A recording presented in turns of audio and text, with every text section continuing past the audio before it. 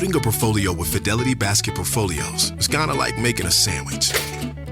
It's as simple as picking your stocks and ETFs, sort of like your meats and other topics, and managing it as one big, juicy investment. Now that's pretty good. Learn more at fidelity.com/baskets. Investing involves risk, including risk of loss. Fidelity Brokerage Services, LLC. Member NYSE SIPC. Hot Take is brought to you by Lomi. Lomi wants you to know that I was really, really bad at composting when you had to get worms in a bin and let them live in your kitchen and eat your food.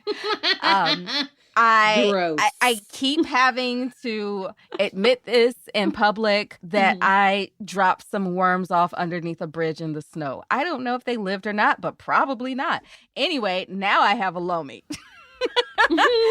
Lomi allows me to turn my food scraps into dirt with the push of a button. Lomi is a countertop electric composter that turns scraps into dirt in under 4 hours. There's no smell when it runs, and it's really, really quiet. I love my Lomi. It's great. Since I got my Lomi, I throw out way less garbage, and that means it's not going to landfills and producing methane, right, Amy? That's right. Nice one. Yeah, thanks. Instead, I turn my waste into nutrient-rich dirt that I can feed to my plants or throw at passersby outside. You know, Elon Musk was in New Orleans recently. And I had half a mind to head on down to Frenchman Street and, just see if I could find him. With a pail of Lomi dirt? No, I just wanted to talk. Anyway, if you want to start making a positive environmental impact or just make cleanup after dinner that much easier, Lomi is perfect for you. Head to lomi.com/hot and use the promo code HOT to get $50 off your Lomi. That's $50 off when you head to lomi.com/hot and use promo code HOT at checkout. Food waste is gross. Lomi is your solution. This episode is brought to you by Nespresso and Samra Origins by the Weekend Coffee Collection. Introducing Samra Origins. My collaboration with Nespresso is a connection to my roots, to my mother, Samra. Coffee that hits the right notes. It transports you.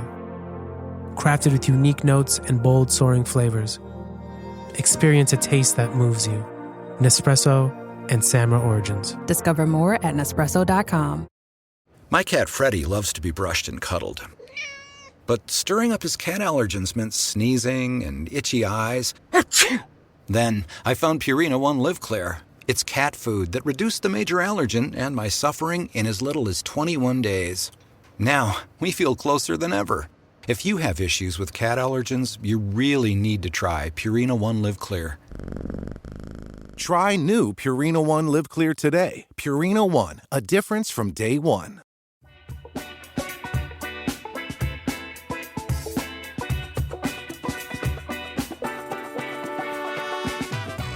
Hey, Hot Cakes, welcome to Hot Take. I'm Amy Westervelt. And I'm Mariana Yeast-Hegler. This week, we're going to be talking to an intrepid Indigenous journalist, Rebecca Nagle. Yes, a second timer. She's a repeat guest. Rebecca has been working for the past few years, several years really, to figure out what's behind a whole bunch of cases that are targeting the Indian Child Welfare Act. I actually got a chance to work with her on that last year for her show, This Land.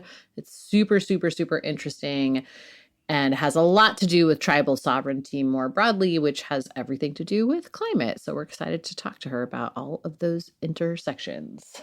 Yeah, this week is going to be exciting because Amy and Rebecca know a ton about courts and climate, and I don't.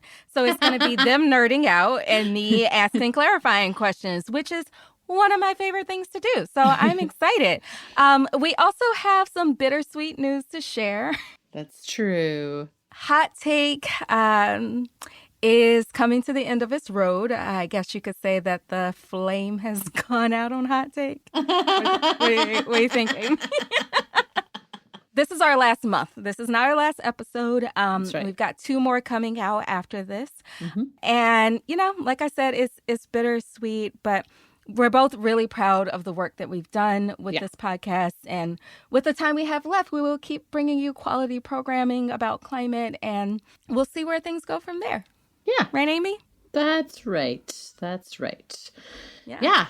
This is it. After the end of 2022, the flame will be extinguished. No, I'm just kidding. The flame will never be extinguished. Look, we're not leaving the climate movement. We're not leaving the planet. We'll still be here. We just won't be in your podcast feed like this.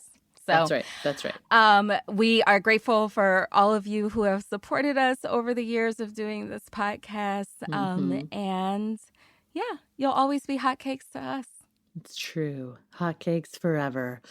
All right. With that, I think it's time, Mary. Yep, it's time to talk about climate.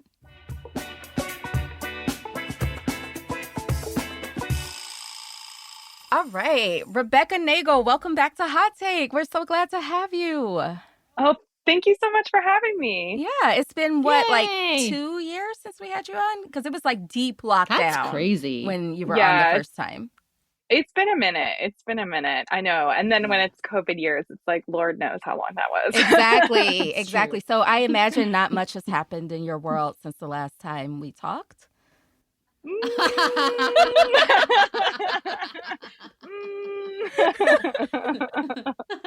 Okay, that says a lot. Good one. Oh, man. Yeah, we're super excited to talk to you, Rebecca, because of all this reporting that's come out from you over the last couple of years about this big case that's at the Supreme Court. Brackeen. So I think actually like it'd be helpful because I think last time you were on, we didn't get into this at all. So maybe it'd be helpful for you to lay some groundwork and just kind of talk us through what is the Indian Child Welfare Act and what was this case about? Yeah, absolutely. And it should be noted that all of the wonderful reporting was also done by Amy Westervelt.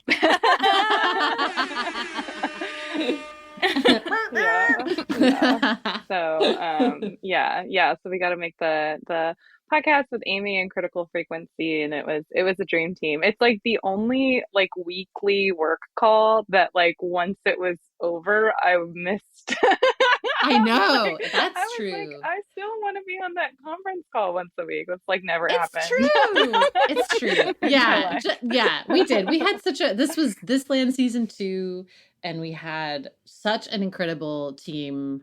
It was an all-women team, and it was fucking awesome. I swear, I was like, oh man, everybody should work on a project like this. It's like, it's the best way. It was very dreamy.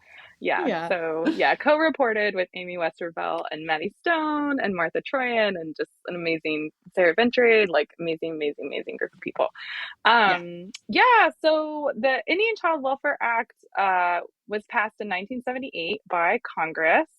At the time, in the late 60s, there had been this big national survey that found 25 to 35%, so about a third of all Native children had been removed from their family and tribes.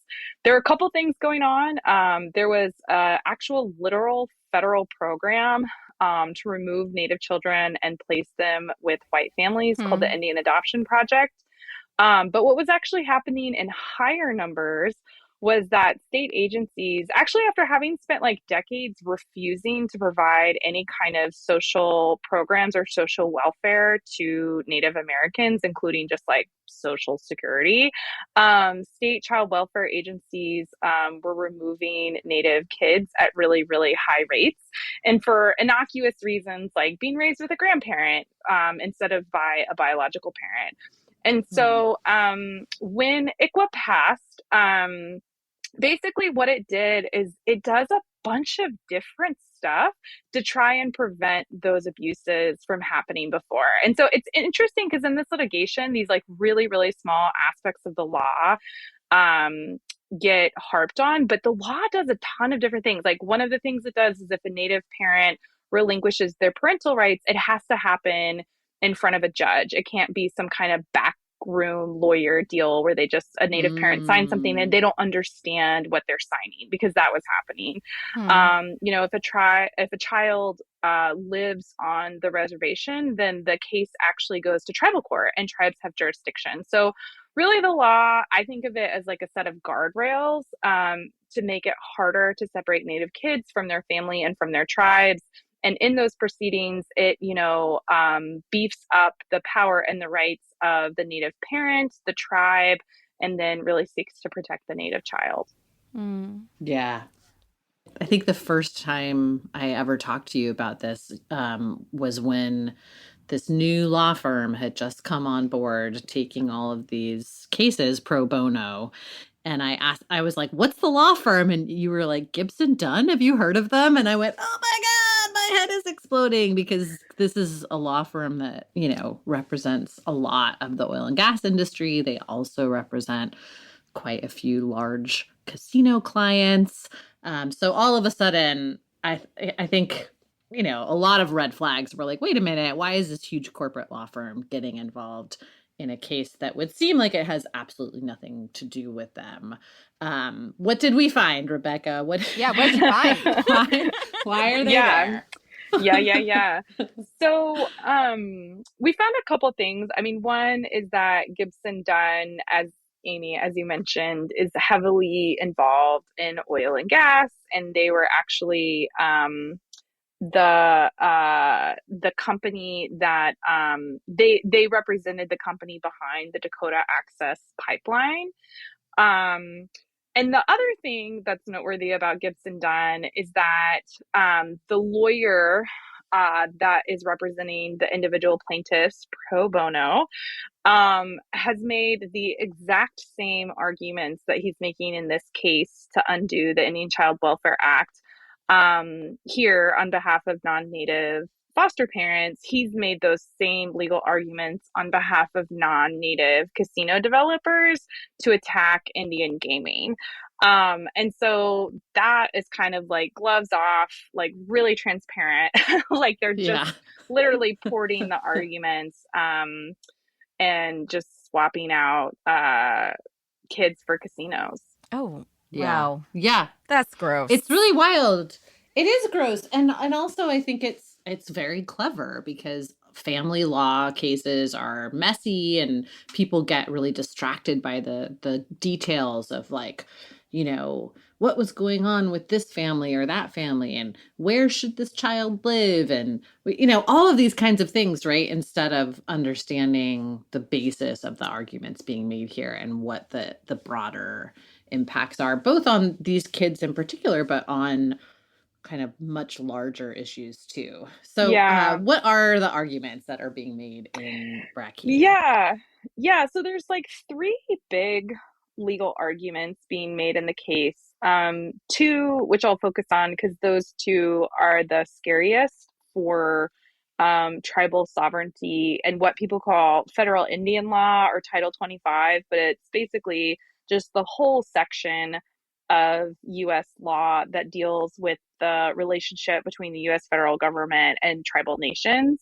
And so the first argument that's really scary for tribes is that the non-Native foster parents argue that ICWA discriminated against them, that basically they experienced racial discrimination because according to ICWA, if a child can't be reunified with their parents, ICWA sets out placement preferences of where that child should go next. So the first placement preference is actually just extended members of that child's extended family. The second placement preference is other members of that child's tribe. And then the third placement preference is any member of a federally recognized tribe.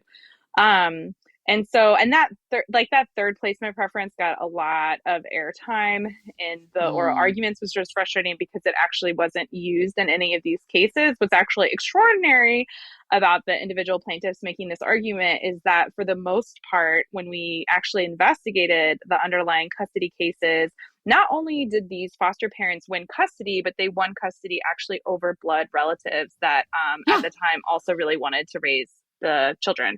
But nonetheless, they argue the opposite of being discriminated. Quite the opposite. Yes. I mean, I would argue that that's like another reason that the family law angle has been very convenient, is that it's easy to obscure the underlying facts of the custody cases because those cases are sealed. And so it's really hard to track down what actually happened.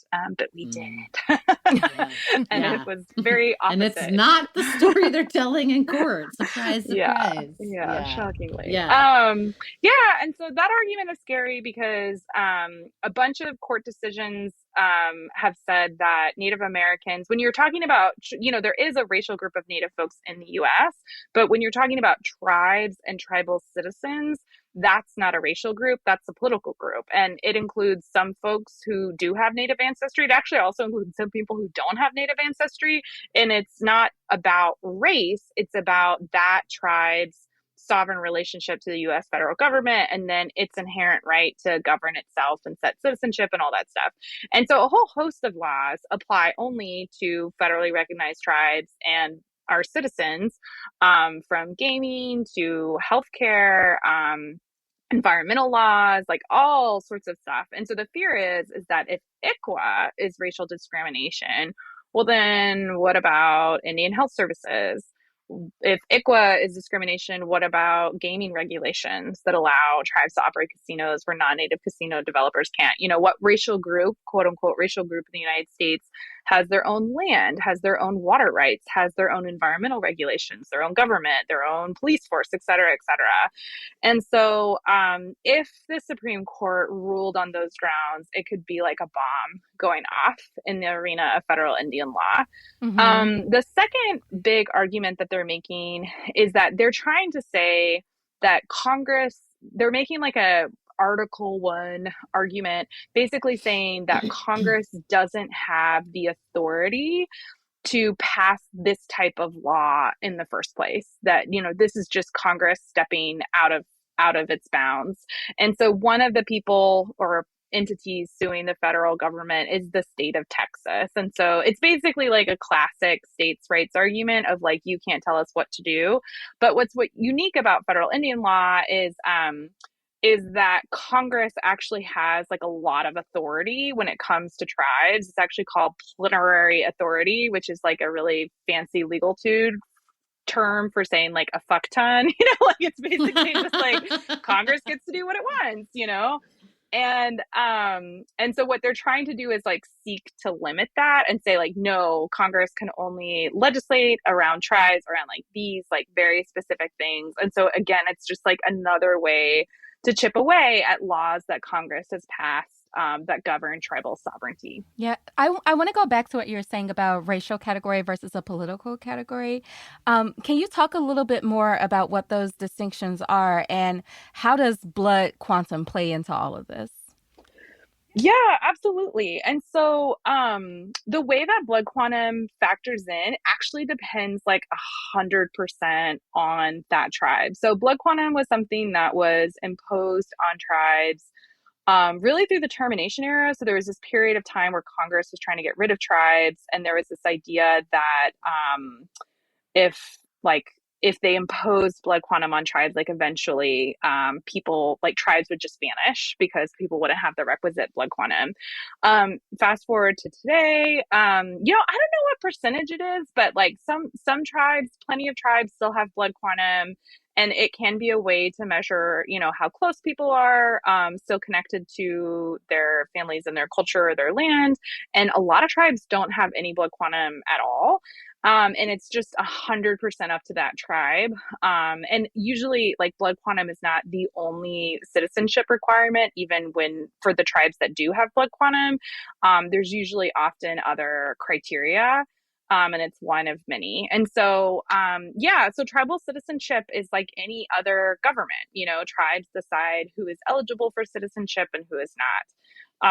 And so all of the laws that flow from Congress that apply to federally recognized tribes and their citizens flow through that citizenship. And that's kind of one way, like, because people don't understand how blood quantum works, and it's this kind of like hot button thing.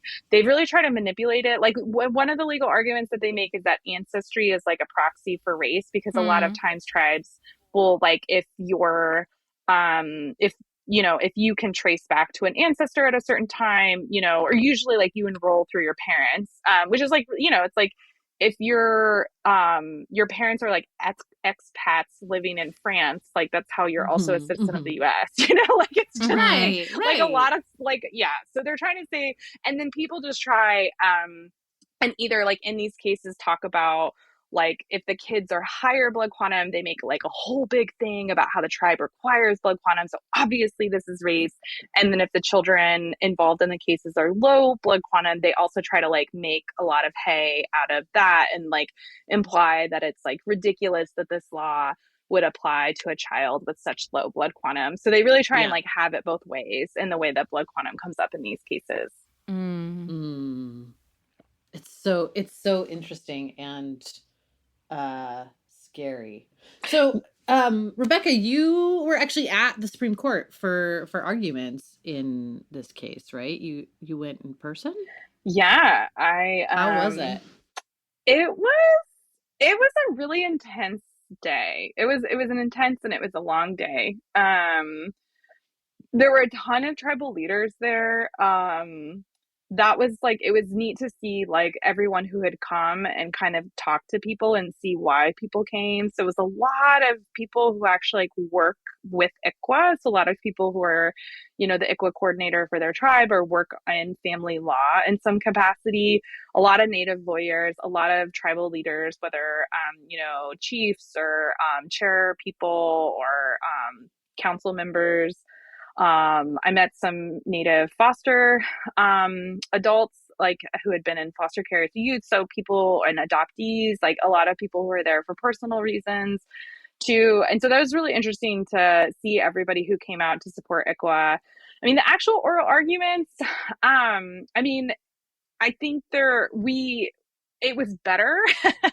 It was better than the last time ICWA went in front of the Supreme Court. There was an ICWA case in 2013, and the oral arguments in that case were an absolute dumpster fire.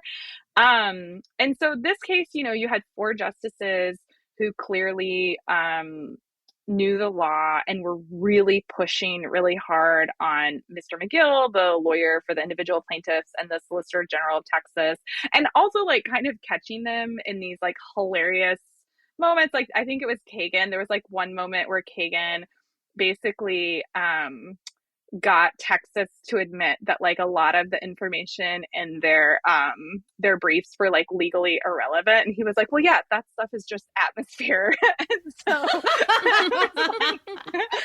there were like moments like that were like, okay, yes, like there are justices that are like very much calling out the bullshit. And I would say that was like Gorsuch, Sotomayor, Kagan, and Jackson.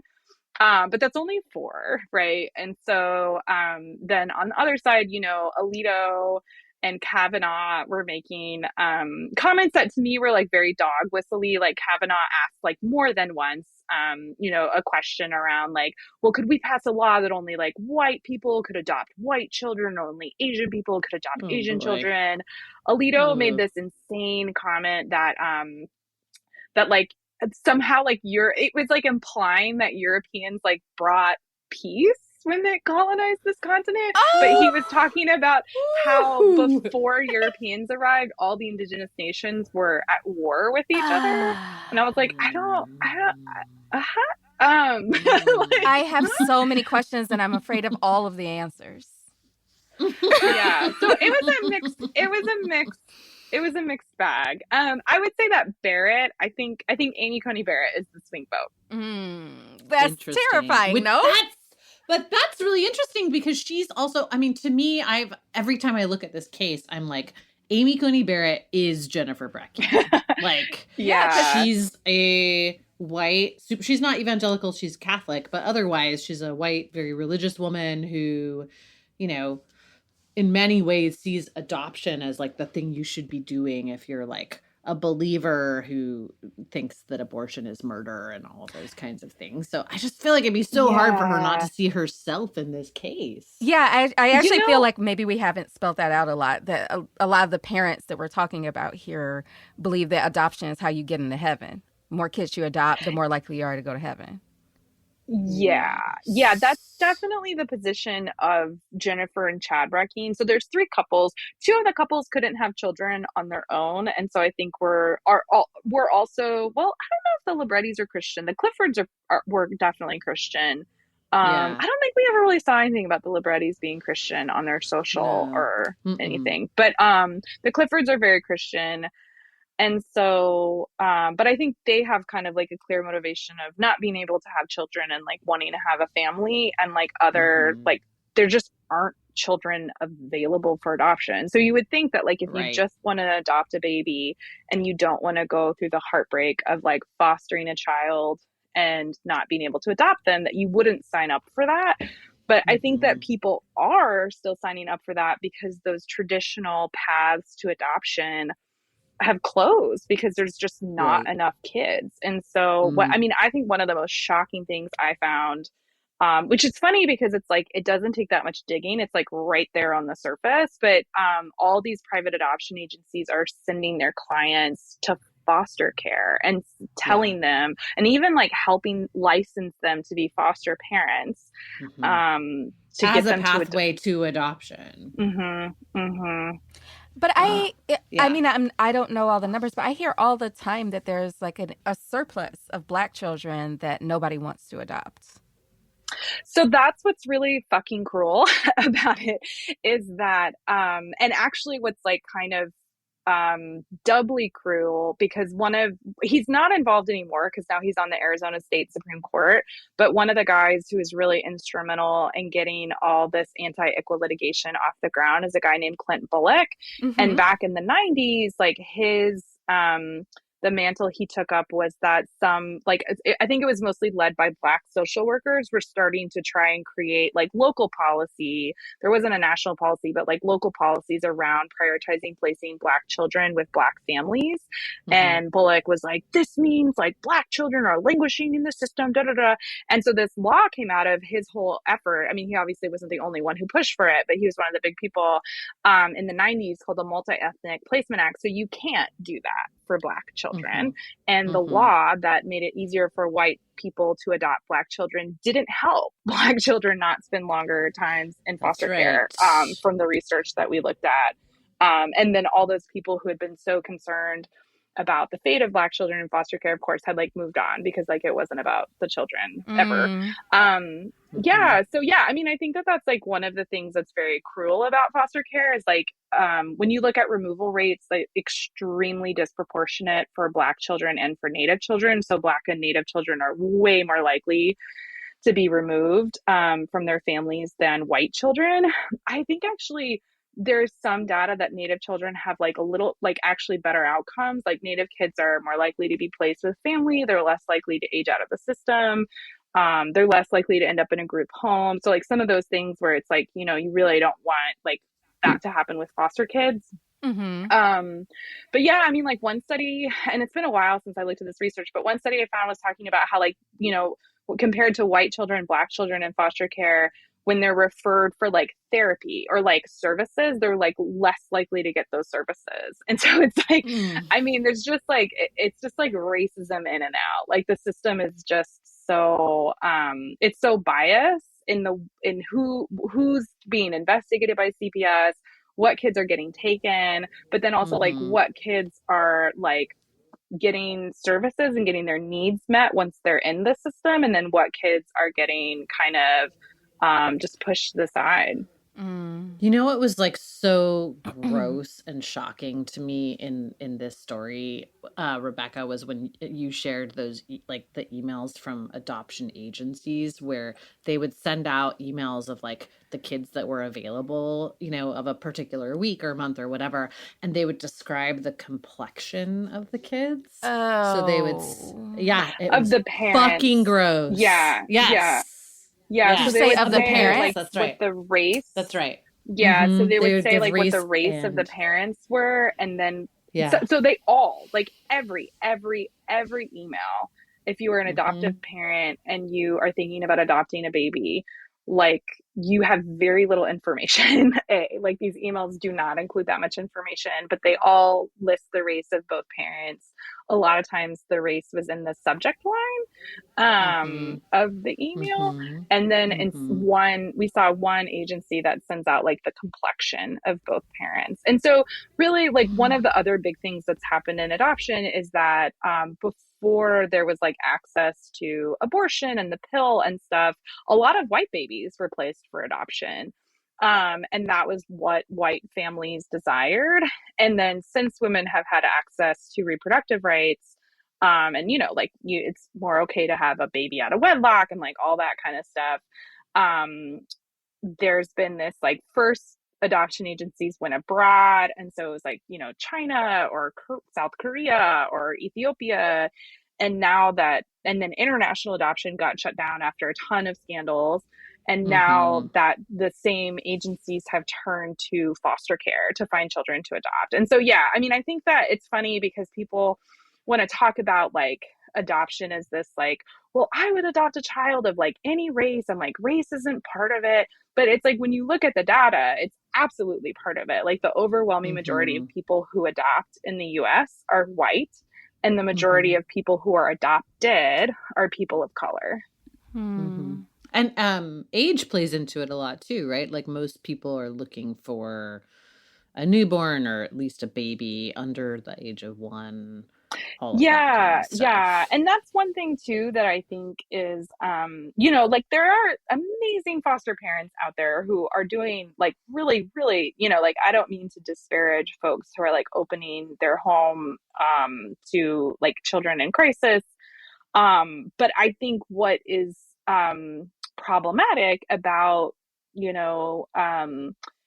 foster care not being used as a way to keep children safe, but being used as a way to find prospective adoptive parents, adoptive children, is that there's like a real mismatch in the type of children that people are looking to adopt and the children in foster care, and the same thing happened during international adoption, when there were scandals around children being taken through coercion or unethical and even like illegal practices. There were children who were like ill or had disabilities or who were older who are still waiting to be adopted. And you can kind of see the same thing starting to happen in the kind of foster to adopt system. Can you say a little bit more about what kids people want to adopt and which ones they don't, just to like make it super clear? Yeah. So, trying to use data, the children that wait longer to be adopted are children who are older, sibling groups. So like if there's like 2 or 3 children that are trying to stay together, children with disabilities, children with illnesses, children with trauma histories. And so age is a big factor in it too. So considering that the custody has already been settled in this case and there's no changes of outcome at stake, why would the court even take this case? And who do you think is set to benefit from the legal and political strategy if this succeeds? Big questions here.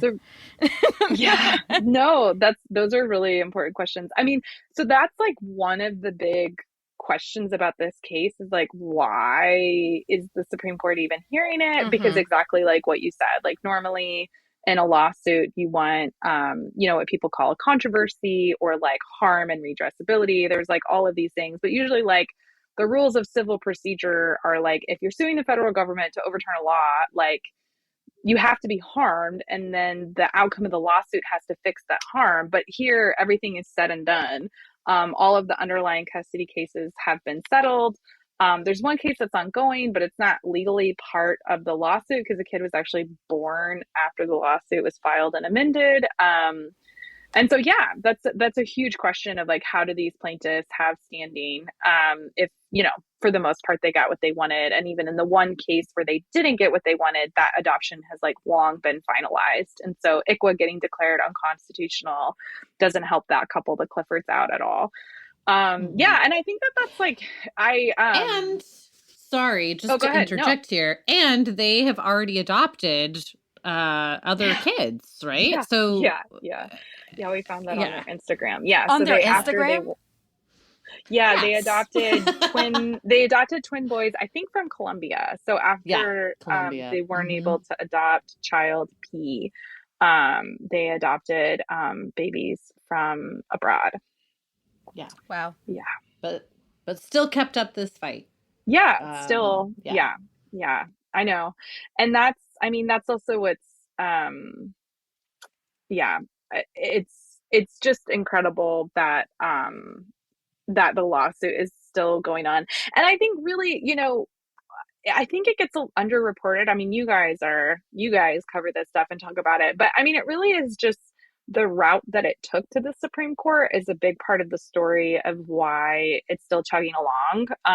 So the Breckians Yeah. live in the Northern District of Texas, and there's this like super conservative kind of activist judge in that district that basically when the Texas Solicitor General like asks him to declare a law or a federal statute or an executive order unconstitutional, he's like, here you go, okay. Mhm. It's like basically that's Yeah. like even the Wall Street Journal has like accused Judge Reed O'Connor of going too far, like he's that far out. Yeah. And so That's they right. filed Yeah. it in his court.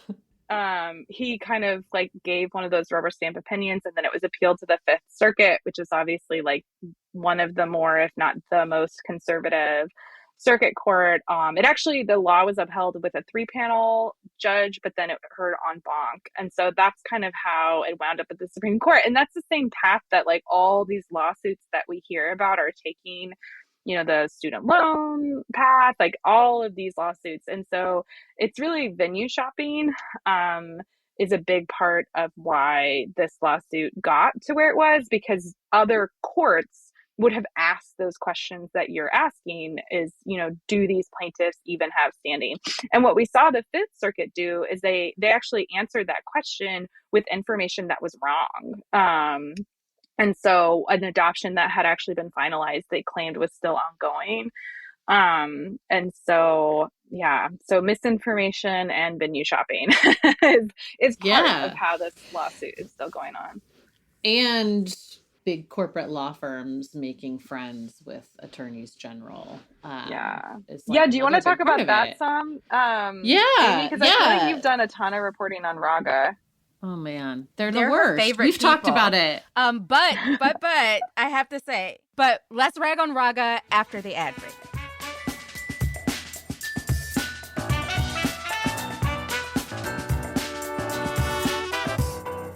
Hot Take is brought to you by Bite. Mary, did you know that toothpaste is mostly full of gross stuff that you really don't want in your body? Yeah, I know that because you tell me all the goddamn time. It's true. You swallow 5 to 7% of your toothpaste every single time you brush your teeth, and most of that stuff has a lot of chemicals, artificial flavors, all kinds of nasty stuff, which is why Bite made dry toothpaste tablets made with clean ingredients that are sulfate-free, palm oil-free, and glycerin-free, and damn cute to begin with. Very cute. I mean, it is... They're so cute. The little jar that they come in is just a very pleasing addition to the bathroom sink and a nice replacement for the gunky toothpaste tubes that were on my sink before. Mm-hmm. I also really like how Bite tastes. It feels like a strong mint. And, you just kind of bite down, get some water in there, and brush like you normally would. Very easy. Mm-hmm. Super easy Seamless. to pack. Seamless, yeah. They don't make a giant mess in your bag if you're traveling somewhere. I also like that. They're great. Bite is offering our listeners 20% off your first order. Go to trybite.com/hottake or use the code HOTTAKE at checkout to claim this deal. That's trybite.com/hottake. Hot Take is brought to you by Masterclass. With Masterclass, you can learn from the world's best minds anytime, anywhere, and at your own pace. They have tons of options. You can learn songwriting from John Legend. I feel like I would not pick it up, but still, it's an option. You could improve your cooking skills with Gordon Ramsay. I'm actually really considering getting this for my husband, who has a giant obsession with Gordon Ramsay. Interesting. Because he is, despite what sounds like a posh English accent, he is actually Scottish. I'm outing you, Gordon Ramsay. He's a Scottish man who used to play for the soccer team that my husband supports in Glasgow, Scotland. So he's like a rough Scottish guy at one point in his life. So how did his accent change? Or did he like always talk like that? No, he must. No way. There is no way he was walking around with that accent in Glasgow and not getting his ass beat. So, no. I don't think so, sir. I don't think so. Anyway, you could learn how to cook from Gordon Ramsay, who, after he played professional soccer, became a world famous chef who likes to shout at people. I know, but he's also very good with kids. You ever see him on like weirdly. the Master Chef Junior? He's so supportive to those kids. He's really sweet. I know. They have over 180 classes from a range of world-class instructors. So anything you've always wanted to learn is closer than you think. Each class is broken out into individual video lessons. They're usually around 10 minutes long. That does unfortunately mean that you cannot yell at Gordon Ramsay. Unfortunately. You can explore at your own pace, and each class is supported by downloadable materials, class guides, recipes, or more. Sessions, a new product from Masterclass, allows for a deeper dive into the lessons over a month-long period. Sessions include projects to submit to a teaching assistant for feedback, as well as the opportunity to learn alongside a community of peers, which is cool. It's like an actual class. Mm-hmm. Masterclass is available on iOS, Android, desktop, Apple TV, Amazon Fire TV, and Roku. I highly recommend checking it out. It's a very, very cool gift to give to someone, more of an experience than a thing to pile up in their closet. Mm-hmm. This holiday, you can give one annual membership and get one free. That's awesome. Go to masterclass.com/hot take today. That's masterclass.com/hot take. Terms apply.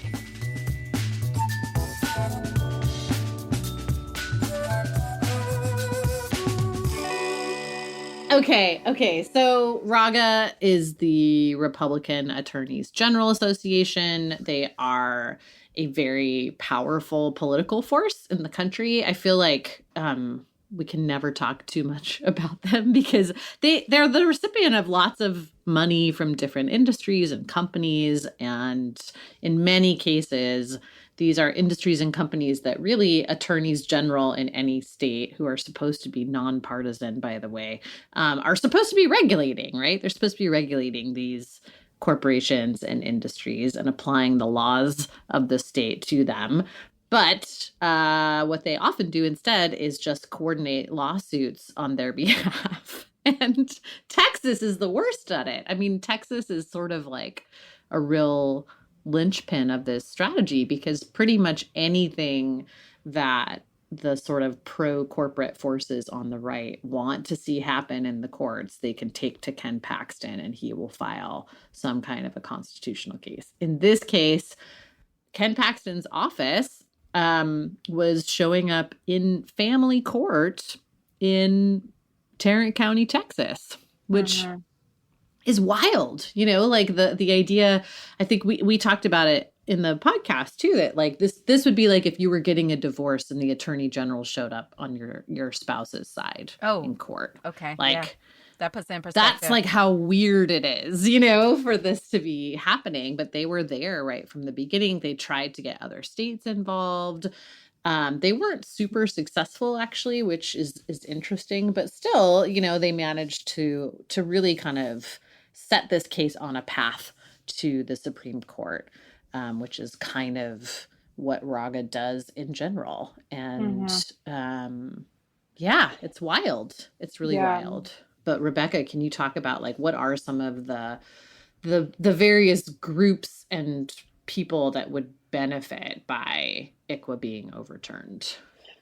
Yeah, absolutely. And I was just going to add the other thing that we found in our reporting was that it was actually the lawyer from Gibson Dunn that let the Attorney General's office know about the case. And so, That's and then right. when you look at Gibson Dunn and their Texas offices, the staff between the Attorney General's office and the Gibson Dunn, Dallas, and Houston offices is basically like a revolving door.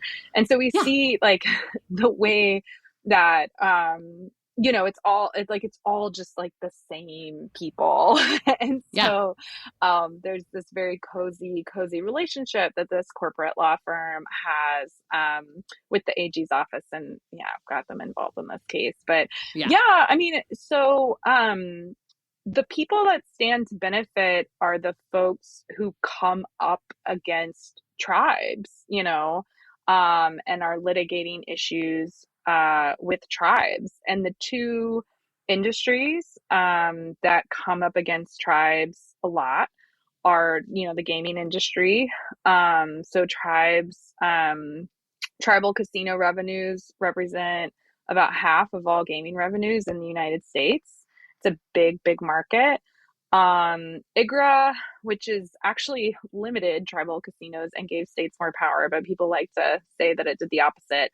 But under certain federal rules, states, basically, if states want a slice of tribal gaming revenues, they can compact with tribes, and often in exchange, the states don't allow other types of gaming to happen in those states. And so there are big markets that big areas of the country where non-native casino developers can't build casinos.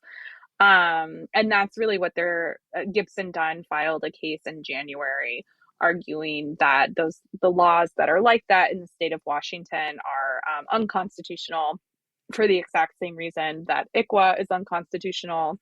So Maverick Gaming, Gibson Dunn's casino client in that case, and arguably their other casino clients would directly benefit.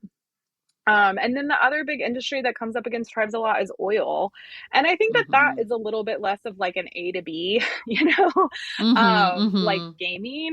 But I think one thing I've learned, and Amy, like obviously you've done like decades more of reporting on this than I do, where like sometimes I have like the oil industry has been really like just going hard against tribes here in Oklahoma and our affirmed reservation status. And I'm just like, why? Like, we actually don't really have any regulatory authority for like a bajillion reasons.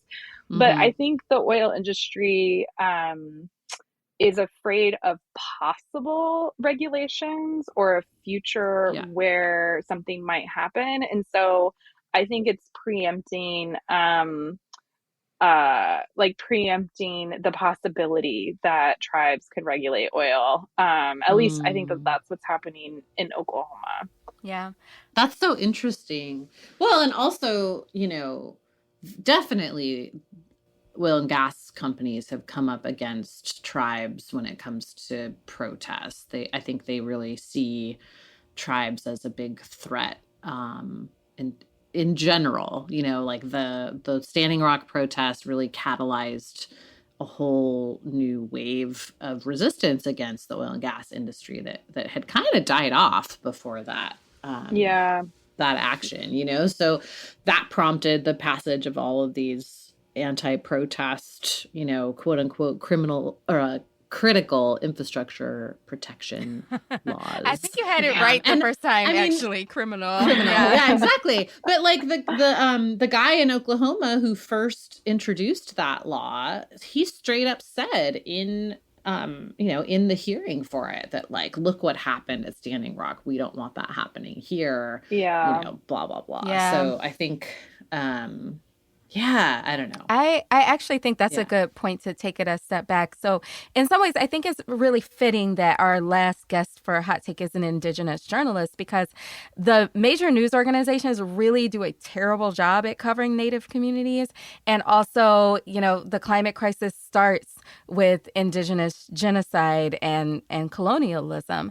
So Mhm. I wanted to give you an opportunity to talk about why do you think major news organizations do such a poor job at covering Native communities, and what could they be doing better? If you just How had much time do we have? we have exactly 3 hours for this question alone. That's enough. That's enough. I can squeeze it into 3. Okay. Oh gosh. I think it's a lot of issues. Um, ugh, yeah. I mean, that's like, this is my bone. Yeah. You know, it's like, this is my bone. I I mean, I think that I think that anti-Indigenous racism functions through erasure. And so I think that Native people are systematically erased from the news, from pop culture, just anytime, you know, you're consuming any kind of media, whether or not it's news media, you rarely see Native people. And then even more rarely see like accurate and respectful portrayals. And so I think that it's bigger than any one outlet or any one paper. I think it's national and it's systemic, but that doesn't mean that outlets are off the hook, right? You know, and so I think that I think what a lot of outlets have done is that they look at it as like a diversity problem and that they need to work on their diversity. And I think that that's the wrong approach, and why very few of them have improved their coverage at all and still have coverage that's just really awful. And I think that people need to approach it like it's a journalism problem, because it is, Yeah. you know. Yeah. Yeah. It's a journalism problem. Like, there was a story from the New York Times. This writer named Jan Hoffman has written about the Brackeen case, I think like 3 feature-length articles now. Yeah. And her last article was bonkers. Like, she reported, as if, like, Amy, you'll appreciate this, that like the Brackeens just won custody of ALM because the Navajo family changed their mind. Oh my Like, God. and it's like, what we found in our reporting was that they went to family court with a giant corporate law firm and the AG of their state, and then they won custody, which is like, that's, Right. you know, they showed up with a legal arsenal. Like, ugh, it's just is so gross. And then Yeah. that article had so many problems with it. Like, she listed this like right wing group who's like the founders, like previous organizing work has been labeled like anti-Indigenous hate, like as alongside, like, she like listed the groups who support ICWA and then the groups who don't. And she listed this like extreme right wing group like on the opposite side of like the American Medical Association and like the Oh my American Academy of God. Pediatrics. And it's like, one, this like right wing extremist like Wow. hate group should like not be getting like name checked in the New York Times. And also, like, these are not 2 sides of the same coin. Like, what are you doing? Yeah. And so, Wow. and that's just like happened over and over. Like, the Washington Post reported that we had this case in Oklahoma where like our reservations were affirmed and like criminal jurisdiction over some of the crimes in the state shifted from the state to either tribes or the federal government. And the governor was running around saying that 76,000 past convictions would be overturned. And Robert Barnes, who's the Supreme Court correspondent for the Washington Post, like put that number in an article. At the time, it was like 3 times the total prison population in the state, and it was 64 times the Native prison population from the counties impacted by the decision. And those were like 2 numbers that were like very easy to find. Wow. And like we sent, so like because the Oklahoma, we asked the governor's office, we were like, where'd you get those numbers? And they're like, oh, well, we got them from district attorneys. And so we just sent like an open records request to the district attorneys to be like, hey, where'd you get these numbers? And the district attorneys who got back to us were like, we didn't ever send the governor any numbers. Like, we don't know what you're talking about. And so it appears that the governor had fabricated that number. And so it's just like, that's like not a diversity problem. That's like you not doing your fucking job. You know, like if a public official gives you data and you do a quick like reality check, like, does this data make sense given the context? No. Okay, well, where did it come from? And like, you know, it takes some legwork, but it's not that much. And so I just think that it's like I think it's a journalism problem where like outlets, like no national outlet is like meeting the standards of journalism when it comes to their coverage of Indigenous communities. It's not timely. It's not reported by people who like know the material and have a knowledge base. It's rarely put into a proper context.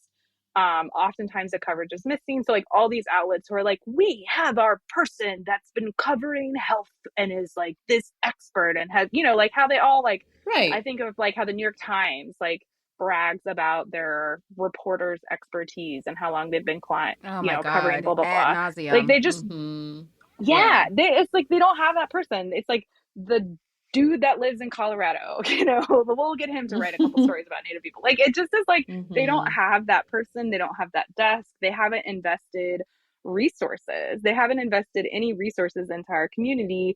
And they also don't listen when Native journalists give feedback. So they've just shown over and over again that they're not interested in having adequate coverage and in having accurate coverage. And that's kind of where we're at. I mean, the New York Times, and the Native American Journalists Association are actually in this like kind of weird standoff right now that again, no one's covering. Like you would think that if like a professional journalist association had like was in such a bad place with the national outlet, it would be talked about more, but it's like really like the outlets that have covered it have been from Canada. You know, like it's just like, didn't they like uninvite the New York Times from their conference?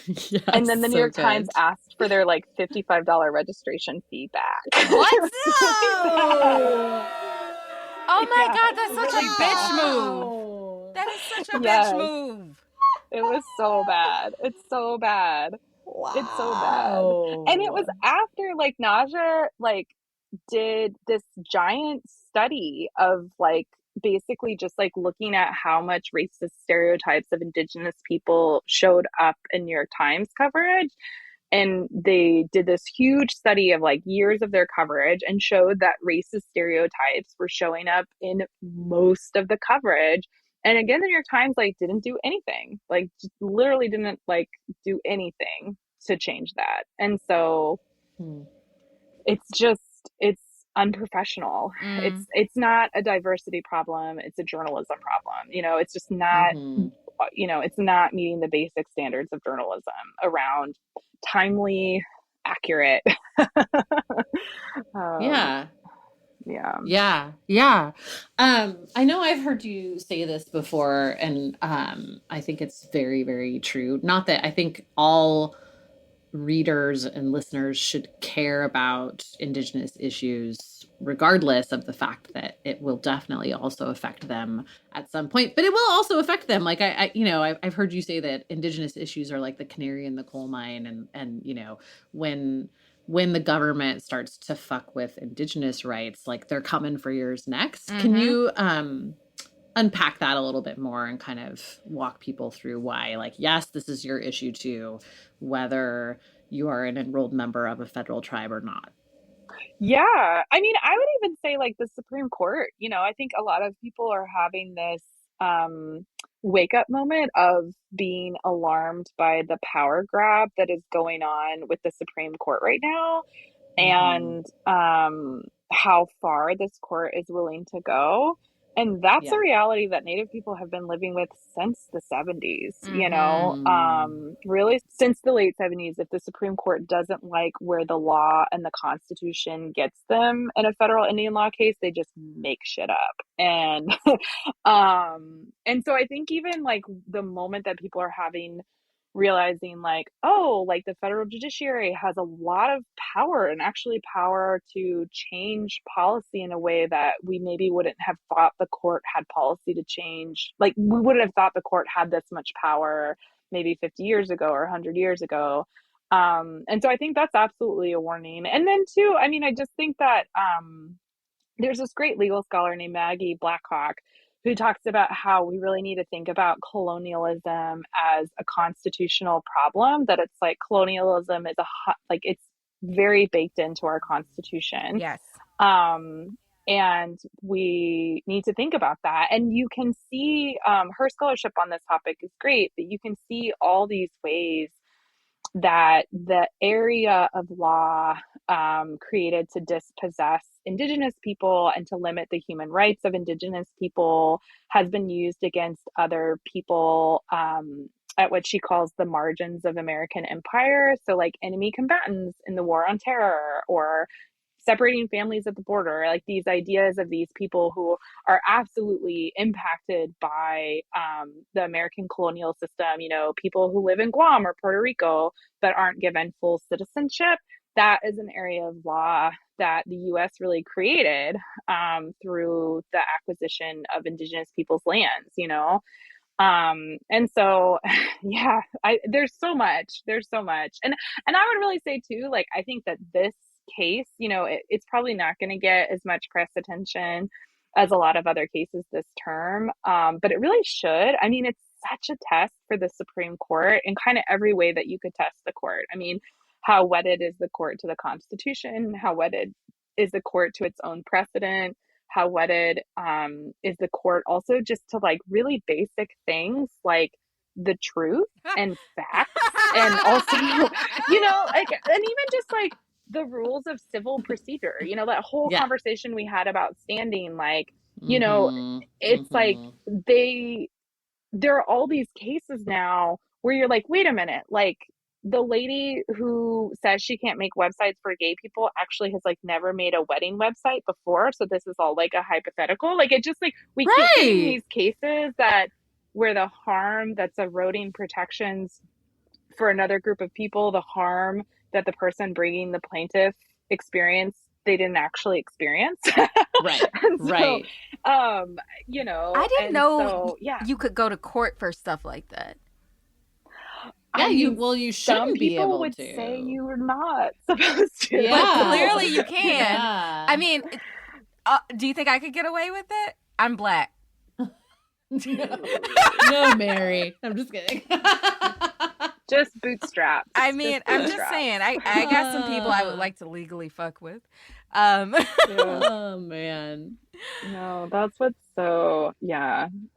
And this is in that line of cases too of, anyways. I think it's important too to note that like that doesn't happen on accident either, right? Like in addition to venue shopping, these entities that we're talking about that kind of construct these cases, they go looking for the perfect plaintiffs too, right? They go looking for someone who can be the lead plaintiff that they can build this whole case around. Like the plaintiffs don't come looking for them. It's the other way around, you know? So you have not only like the Texas Attorney General and Gibson Dunn, but also all of these big right-wing organizations like the Cato Institute and the Heritage Foundation and the Pacific Legal Foundation and the Bradley Foundation and the Goldwater Institute, this whole network of right-wing funded think tanks that really have a legal activism strategy and go looking for people and cases that they can bring that will let them challenge some part of the Constitution that they want to challenge. They're not like real cases. Yeah. It's gross. Very much so. Yeah. Well, there's still more to talk about because we really want to get into land back and what that really means. And we will do that after we pay a couple of bills.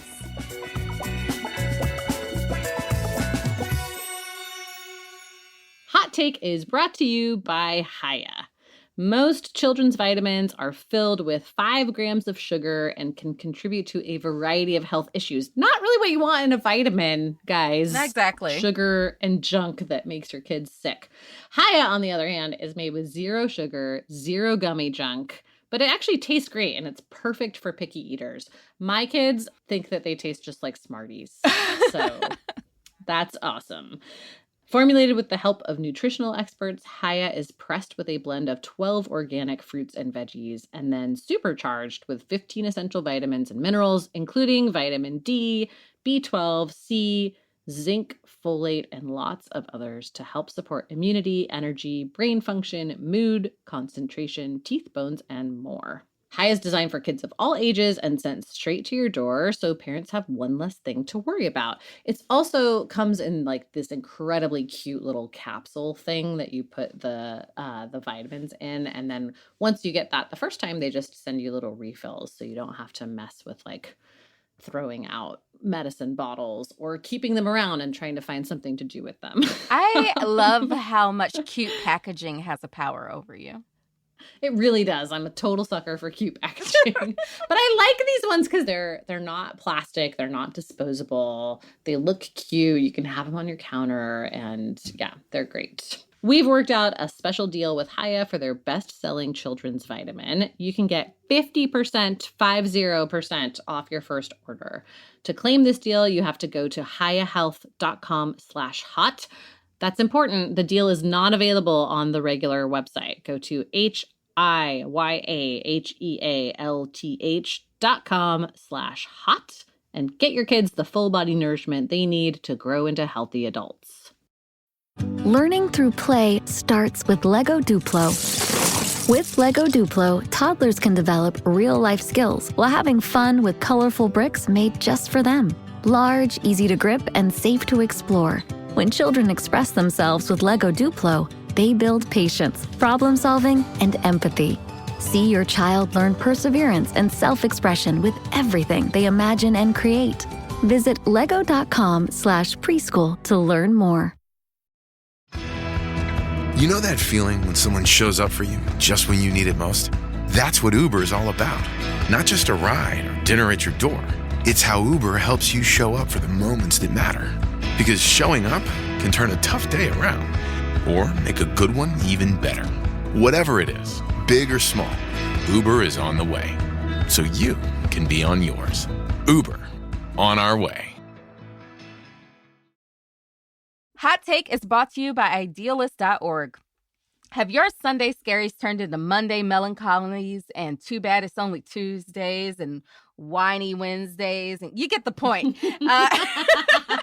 This sucks Thursday. Exactly.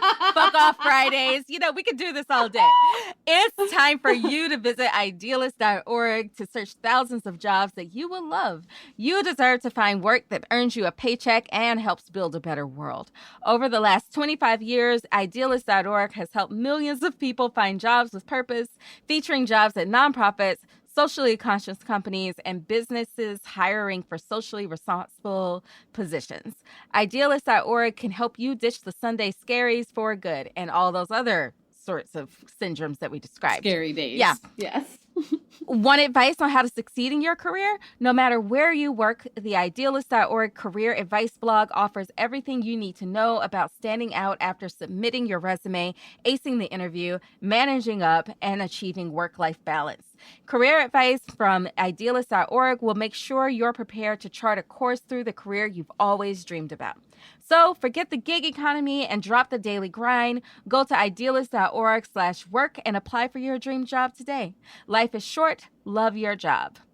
Actually, the job that got me into climate work in earnest, I found it on idealist.org. Okay, so super basic first question. Rebecca, what is land back? Can you just spell it out for our listeners? Yeah, I mean, it's a lot of things. It's a hashtag, it's a rallying cry, it's movement, it's a slogan, It's a tattoo. It's a tattoo. Yeah. I'm not I haven't like fact checked this personally, but I've like asked a few people, and I think it was started by Indigenous youth actually in Canada. And then it started to really spread. I think I started seeing it, oh gosh, COVID blurs everything. Yeah. But I think it was like 2019 or 2020 where I really started to see a lot of people using it. And so yeah, I think that's about right. I think I start seeing it around that time too. Yeah, and so I mean, I think there are property owners who are thinking about returning land to Indigenous nations and working on that. I think that amount of land that's happened with is very small. But I think it is like important, you know.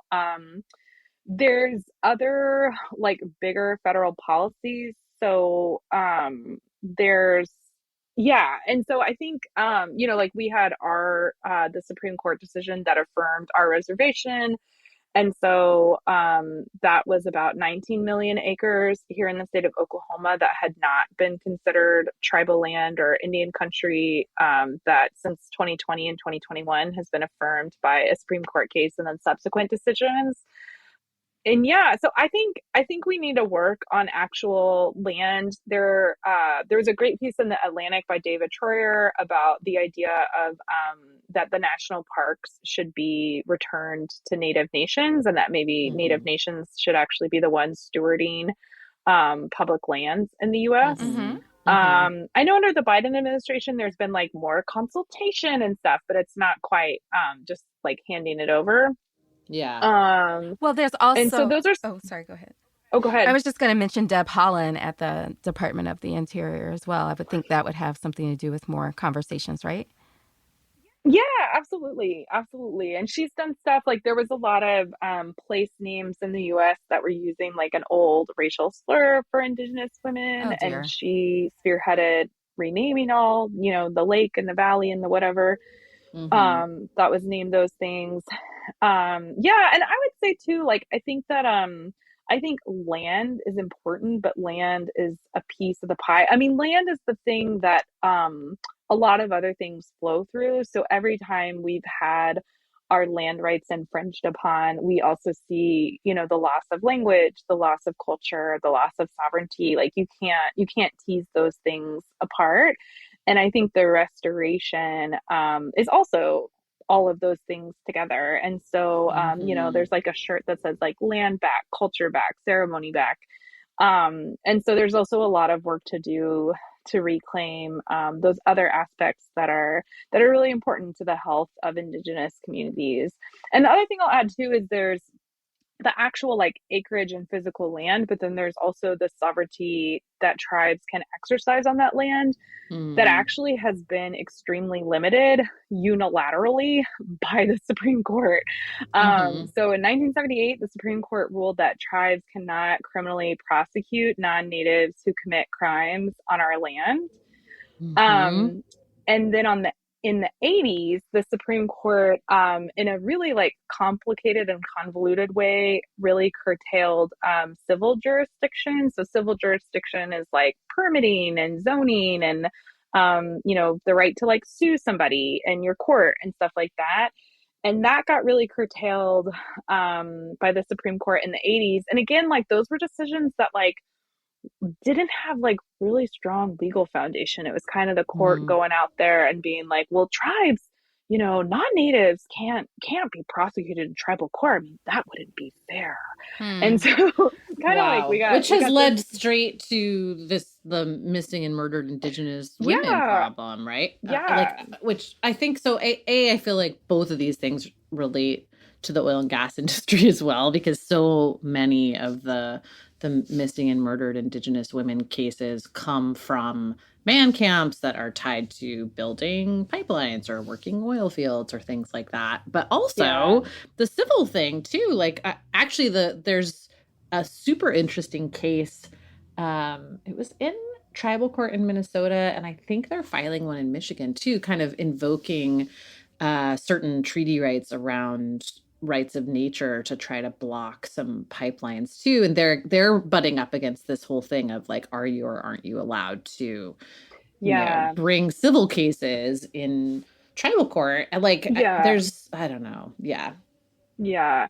And what you're supposed to be able to, if the actions of the like non-native corporation or person threatens the health and welfare of the tribe, but courts have interpreted that to mean never. You would think that it would apply, but often it doesn't. And so, so just when I think about land back, I think about actual like physical land, but then I also think about the sovereignty that tribes can exercise on that land and the ways that has been chipped away and also needs to be restored.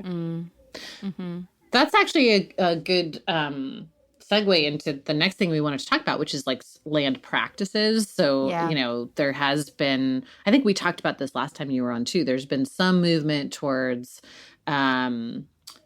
really like giving tribes more control over how land is managed as well. And there's been some recent laws passed that that do that at the state level as well. But then, we were kind of thinking like, well, that's great, but also it's kind of annoying to be expected to like fix, several decades of degradation.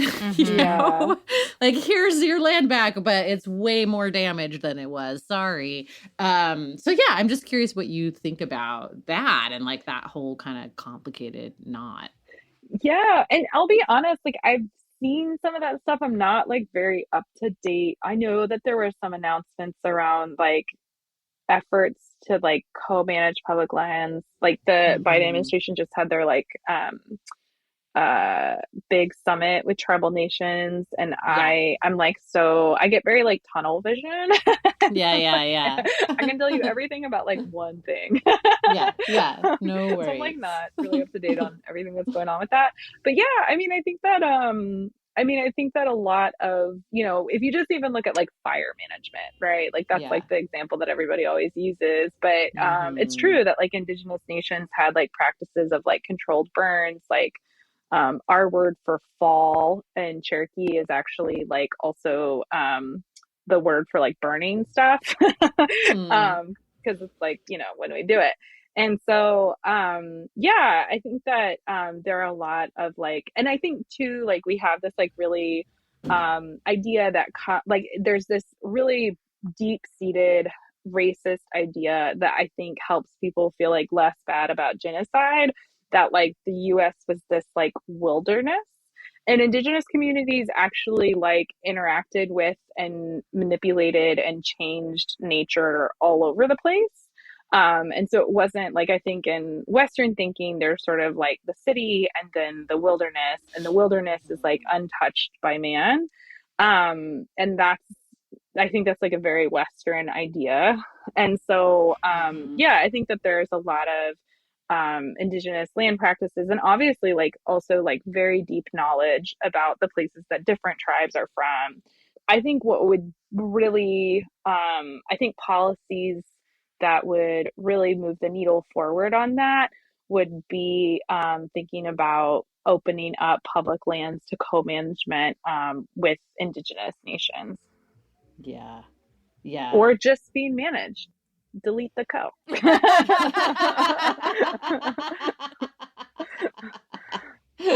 Yes.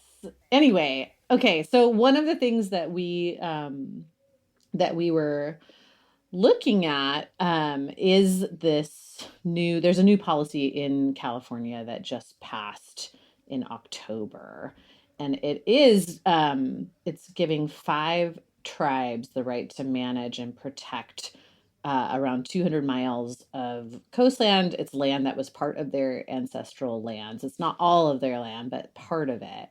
And they are, it sounds like, working with the USDA and the Forest Service, and really kind of taking over from them. So yeah, I do wonder if like what you think of that as a model, but also like whether, I don't know. I just feel like it's like, well,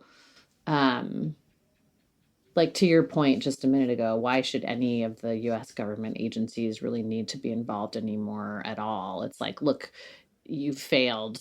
You did a bad job.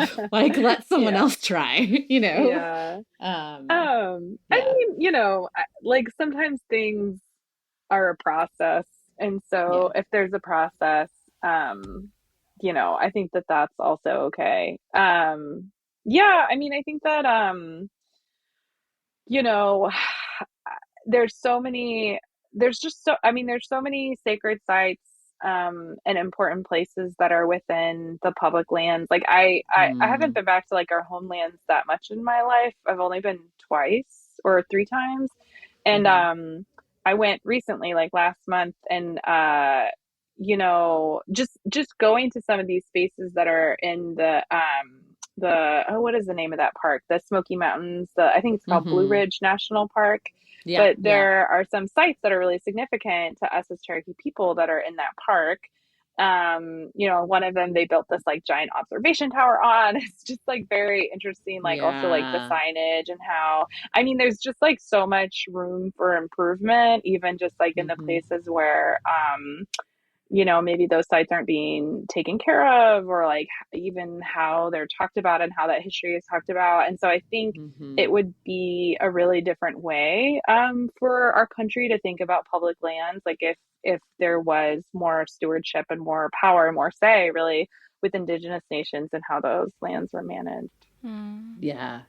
Especially in the case of tribes like Cherokee that were moved from their ancestral lands to places that bear very little resemblance. Like, I mean, going from the Blue Ridge Mountains to the plains of Oklahoma is a pretty major shift. Really different situation.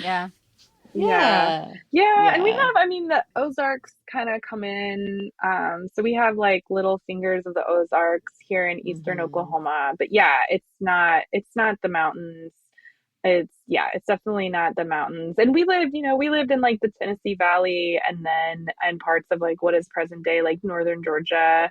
And so and there's Eastern Band is still there. And so they're right there in Cherokee, North Carolina. And so some folks have remained and they're still there. But it's definitely like I mean, I think there's a lot of, like I said, knowledge that Indigenous nations have from, the places and the lands that we are from, that obviously in this moment of rapidly, infinitely, exponentially increasing, compounding climate crisis is useful. And I think that there's sort of growing recognition of that. And I think that we need policy change that matches that recognition. And so I mean, I think you kind of can't disentangle fighting climate change away from the rights of Indigenous people. And it's not a one for one, like there are tribes that drill oil, like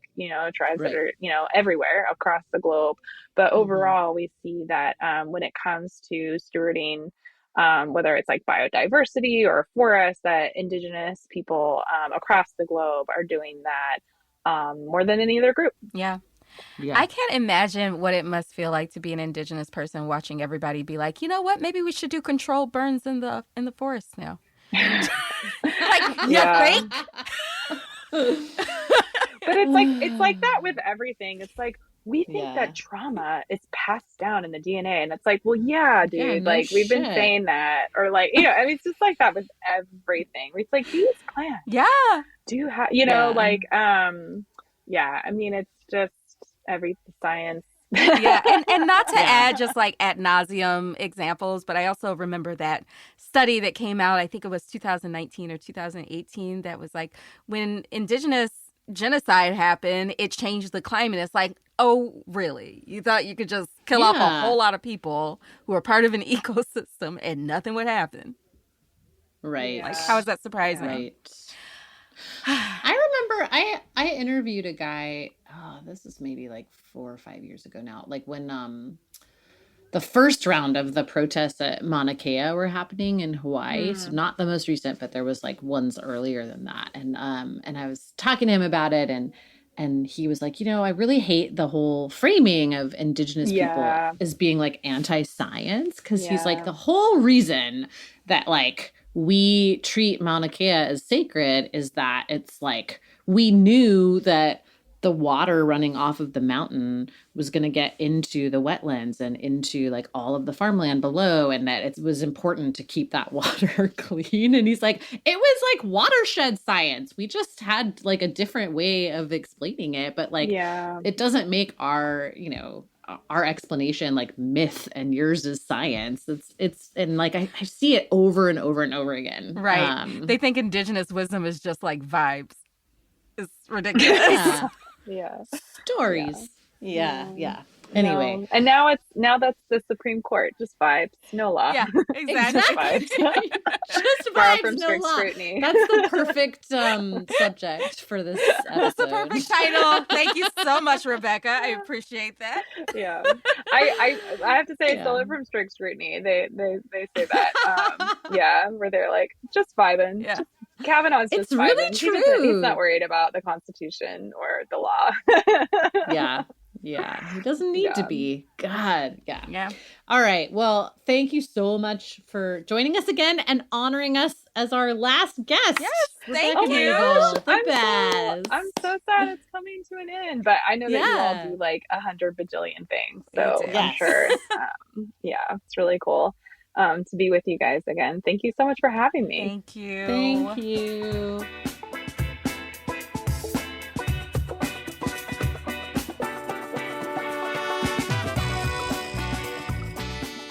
Hot Take is a Crooked Media production. It's produced by Ray Pang and mixed and edited by Jordan Cantor. Our music is by Vasilis Fotopoulos. Leo Duran is our senior producer.